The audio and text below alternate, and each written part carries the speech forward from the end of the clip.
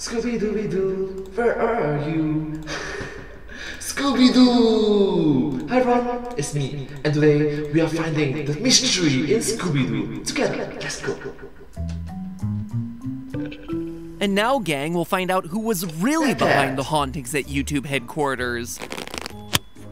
Markiplier? Wait, gang, I think this is another mask. What?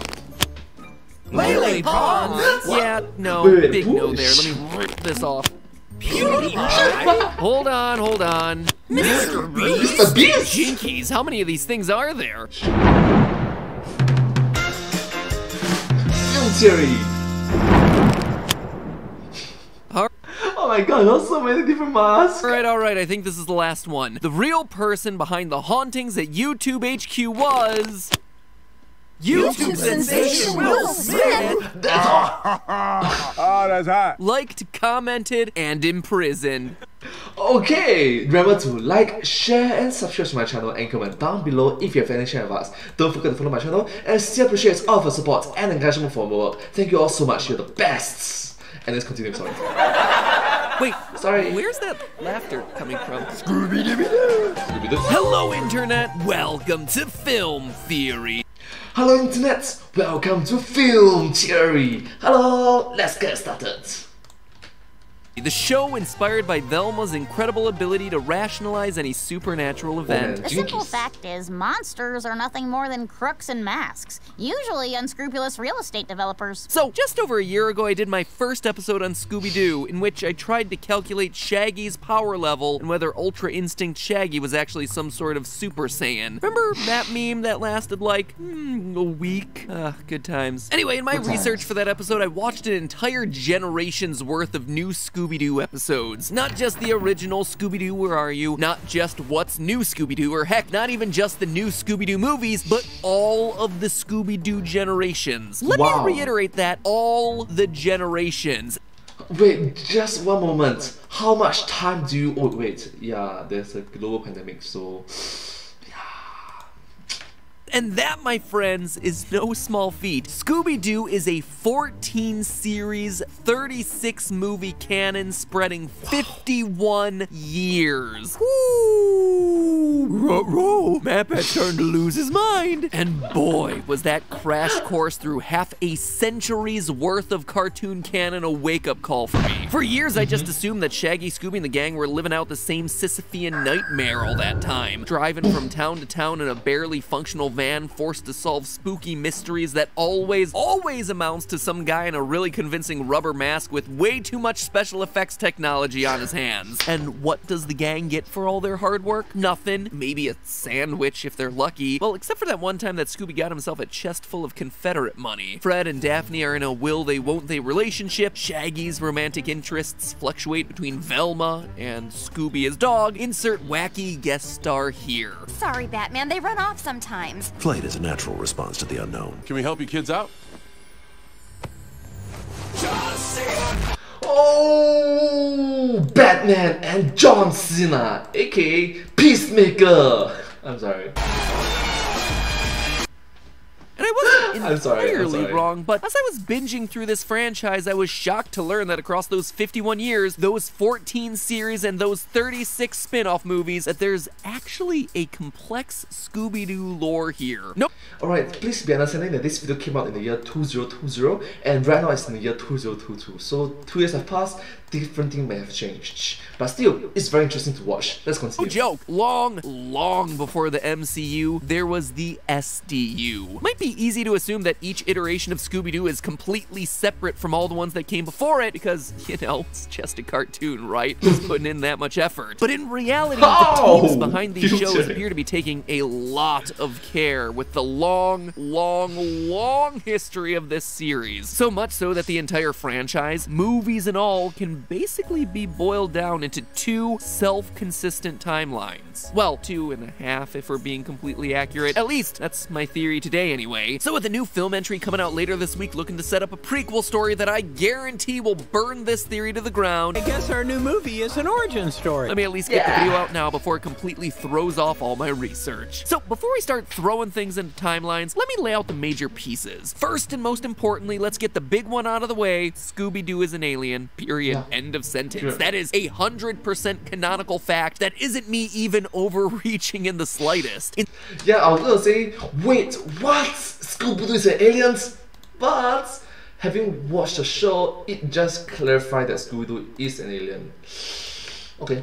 Continue. The recent series Scooby-Doo Mystery Incorporated, which is shockingly lore-heavy for a Scooby show, we learn about the Anunnaki, an ancient godlike alien race that comes to Earth every few thousand years. The Anunnaki have no physical forms, so they're forced to possess animal bodies. The Anunnaki have a great history of helping humans, but we have no physical form and must inhabit animals. This is why some animals, our descendants, can talk and others cannot. So if we happen to know any animals in this series that are capable of talking or being understood by humans, well, we can reasonably assume that that individual is an alien descendant. That's why Scooby-Doo can talk. He's got himself dem alien genes. The heart is us. It's always been us. It also explains one of his iconic catchphrases. Dog? Where? So, Dog? Where? I'm not a dog. that's big reveal number one about this series' lore, and we are just getting started. The Mystery Incorporated series also introduces us to the canonized concept of a Scooby multiverse. In the final episode of this particularly interesting run, Scooby and his friends help defeat an evil Anunnaki who's been trapped on Earth. To try and escape, this force has been assembling and manipulating mystery teams throughout the ages to try and get released, with the Scooby Gang being his most recent group of kids. Once this evil entity gets destroyed, however, Scooby's entire world gets destroyed along with it, launching the main mystery gang into a brand new existence. Their same hometown of Crystal Cove, but with everything slightly different. Shaggy is no longer a slacker, but rather a top chef. Velma is a champion academic. But perhaps most shocking of all, Fred and Daphne are engaged. I know. Whoa! Congrats! That's great! You've been chasing each other for literally 50+ years, so congrats! That's great! Why everything's different. We destroyed the entity, and by destroying it, it was as if it never existed. By destroying the evil entity, we created an entirely different timeline. Our actions created a better world, where we all have normal and productive lives. So that, off the bat, gets us into two separate timelines. Same Scooby Gang, carried out across two branches of the multiverse. The next big issue that we need to talk about are the monsters themselves. The vast majority of the shows recycled the same twist. There were no ghosts. Man was the real monster all along. And I would have gotten away with it too if it wasn't for meddling kids. That was the formula for And I would have gotten away with it if it weren't for you meddling kids.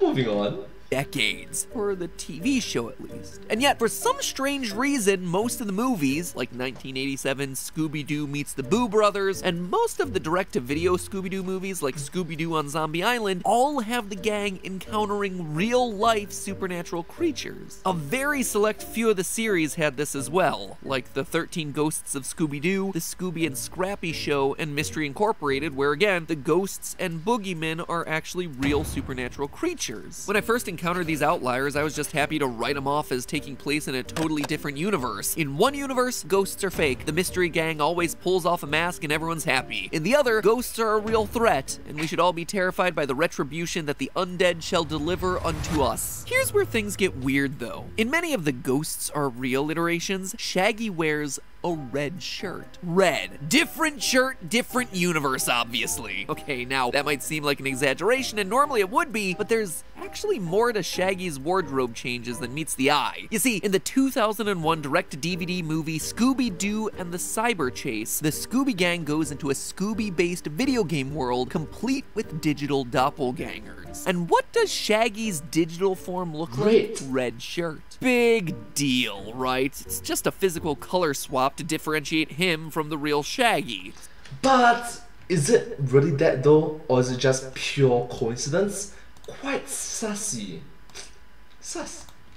Except that's not the case. Look closer and you start to see that the shirt isn't the only thing different about Shaggy's digital form. His eyes are also different. And not just different, they're the exact match for how they were drawn during those 80s era Scrappy-centric Scooby-Doo episodes. So, could all of the ghosts and ghoulies from Scooby-Doo and the 13 Ghosts and Scooby and the Scrappy Show episodes have taken place in a digital simulation? To know for sure, we have to start putting this whole thing together. The first thing that happens chronologically is the birth of Scooby-Doo in 1969. This is according to a fake document that Velma uses to... Get it. 1969, 69. Claimed Scooby as a service dog in the movie Legend of the Phantasaur, which, funny enough, was the same movie where Ultra Instinct Shaggy got his origins. So, across the board, probably the single most important piece of Scooby-Doo related media to ever come out in half a century. I can't tell if I'm exaggerating that or not. The rest of the gang was probably born around the same time. Because of Scooby's Anunnaki heritage, he actually ages at a speed closer to that of a normal human. So roughly 10 years after being born, he's still very much a puppy for the events of the first series chronologically and the 9th overall series in the franchise to be launched, a pup named Scooby-Doo, along with the movie that was set in this same time period, The Mystery Map. In the first episode of the series, we see the gang already together and solving mysteries in their hometown of Coolsville, USA, under the name the Scooby-Doo Detective Agency. This series directly leads into the original series, Scooby-Doo Where Are You?, and its many follow-ups, the new Scooby-Doo movies where they hang out with celebrities, before eventually winding up with the Scooby-Doo Show. And with that, we come to the darkest period, Scrappy-Doo. Scooby's nephew, who was deemed by censors as, quote, too independent, which apparently is a bad thing to teach kids. Yes, think about it, Scrappy-Doo used to be good. But the writers... Well, at the time, he was popular enough to help prevent the Scooby franchise from being canceled. Since then, he's become the single most hated television sidekick of all time. Even the creators of Scooby-Doo themselves will only allow references to him insofar as they make fun of how bad he was. Unlike the previous incarnations of the series, this new iteration focuses on dealing with real monsters and real supernatural threats, rather than your typical villain hiding under a mask. But how, in a series that's only focused on real-life crooks, did supernatural forces suddenly appear out of nowhere in this world? Clearly, there had to have been something to prompt this change in the world from the classic Scooby's technological terror into the modern Scooby's paranormal fears. The answer actually lies in a crossover episode, one that would happen 3 decades after Scrappy was first introduced. A crossover almost 4 decades of supernatural proportions, because it's crossing over with the show Supernatural. Now, if you're unfamiliar with Supernatural, it's about, you guessed it, the supernatural, and 2 paranormal hunters. In the season 13 episode Scooby-Natural, something incredible happens for both the Supernatural and Scooby-Doo universes when... Get it? Instead of Supernatural, instead of Scooby-Doo, it's like Scooby-Natural. That'd be funny. The two collide. Brothers Sam and Dean from Supernatural get sucked into the world of Scooby-Doo along with their angel friend Cass. But here's where things get really crazy. You see, they're not just sucked into the world of Scooby-Doo, they're sucked into a real episode of the show. Specifically, the 16th episode ever, titled A Night of Fright is No Delight, which, when it first aired, just ended with the typical bad guy in a mask reveal. However, what we're shown in this crossover is that the Supernatural guys accidentally open the Scooby-Doo universe up to real paranormal powers. Them entering the TV show has allowed a ghost in, resulting in the 2 hunters chasing an actual ghost through an episode where there wasn't a ghost to begin with. Meanwhile, the Mystery Gang stays oblivious to the whole thing. At the end of the episode, the Winchester brothers manage to convince the Scooby Gang that it's all been elaborate tricks and gadgetry. Before that, though, the Mystery Gang does get itself a little wake-up call from Cass. So, everything you told me, it's true? Werewolves? Vampires? Demons? I thought I was blind without my glasses, but I was just blind. That means that Scooby's supernatural elements may have been brought into its universe by the Supernatural team when... Okay, it's like, oops. But still, I love the collaboration idea together.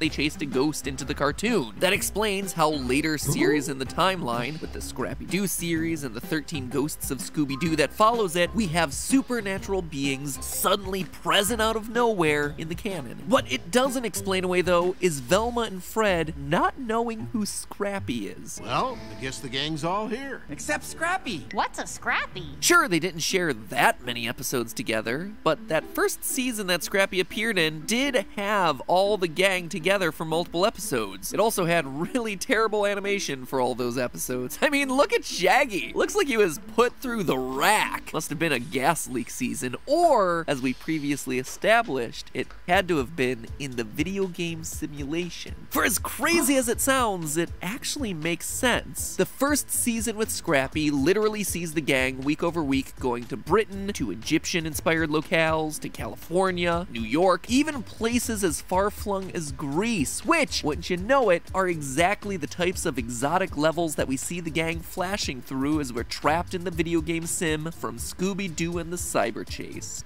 Oh, so if you're not sure what it means, right? Sim means simulations.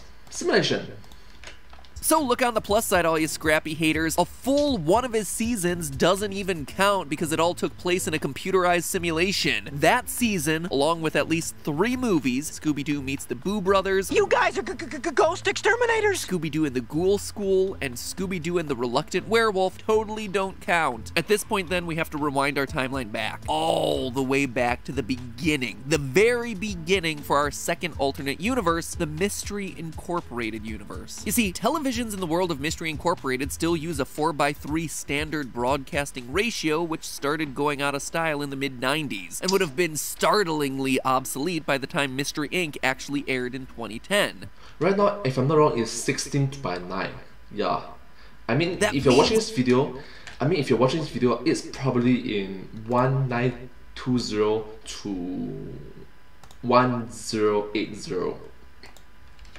That this show wasn't meant to take place concurrently with the show's airing, but rather sometime back in the 80s and 90s. Because the gang is back in high school again, it's most likely to take place in the 80s. Except this go around, all the mysteries from the other timeline have already been solved. The first episode of the series starts with Velma giving a tour of the Haunted Museum, and it's a who's who filled with nods to all the classic monsters from Scooby-Doo Where Are You? And who could forget the terrifying stylings of Space Kook? Not me. They all turned out to be fakes. That's not all, though. We see the Luna Ghost from the Scooby-Doo live-action film, as well as references to Scrappy-Doo, and never talking about him again. We all promised each other that we would never speak of him. Not ever. So that...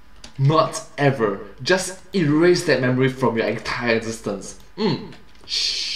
Why wouldn't this be connected somehow to our main timeline? Well, because A, they don't believe in real ghosts, when in the main timeline by this point they've seen plenty of those. B, they're born and raised in a new town. This one's town is Crystal Cove as opposed to Coolsville, USA. And C, they don't recognize Vincent Van Ghoul, the wizard who served as their guide throughout the 13 Ghosts of Scooby-Doo and its spin-off movie, The Curse of the 13th Ghost. It's a paradox that can only be solved via a separate timeline. At the end of the series, as I talked about earlier, the team is sent to a new timeline where the supernatural entity never existed in the first place. When Fred arrives in this new world, upon realizing there's no dark entity or the effects that it left, he declares that it's a world without mysteries. Of course, this is wrong, but what it does mean is that this is a world without paranormal activity, which leads directly into the events of Be Cool Scooby-Doo, which sees our gang in their new timeline. We're told that they just got out of high school, which continues the story of them being in high school in Mystery Incorporated, and true to what Fred said about a world without mystery, this new series moves away from solving crimes and more into the territory of Phineas and Ferb, complete with increased emphasis on comedy and wacky inventions. And that's the latest point in the Scoobyverse as of now. Given the show's tendency to jump around its own timeline, there's no guarantee the next batch of Scooby episodes and movies will even take place in the future of the timeline. Maybe they'll track back to when the gang was in a more grounded seeming reality. But for once, we can roughly see the way this entire timeline links together. One mystery gang we've watched grow up since they were kids, a second mystery gang that have themselves crossed dimensions into a brand new timeline, and a third that's entirely digital. And now with that out of the way, tune in next week when I explain how Fred and Daphne still haven't become an official couple after all these years.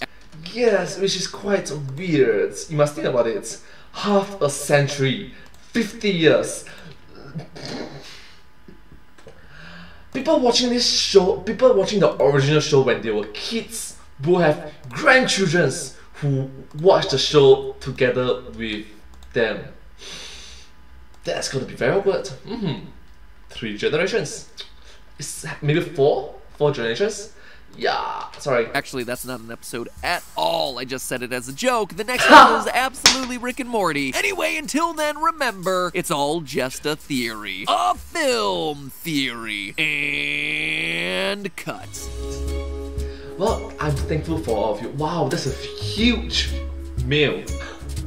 Well, thank you all so much for watching this video together with me. I'm thankful that all of you are being so nice, kind, and share attention together with me. If you do like this video, please remember to like, share, and subscribe to my channel, and comment down below if you have anything to share with us. Don't forget to follow our channel, and sincerely appreciate all of your support and encouragement. Thank you all so much. Once again, it is like, share, and subscribe to my channel, and comment down below if you have anything to share with us. Don't forget to follow my channel, and sincerely appreciate all of your support and encouragement for my work. It's very motivating, uplifting, and just I'm thankful for your encouragement and support. Thank you so much, and I hope to see you all in my next video. But hey, that's just a theory, a film theory, and cut.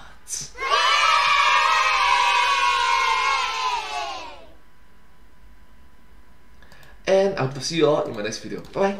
Thank you so much. Subscribe.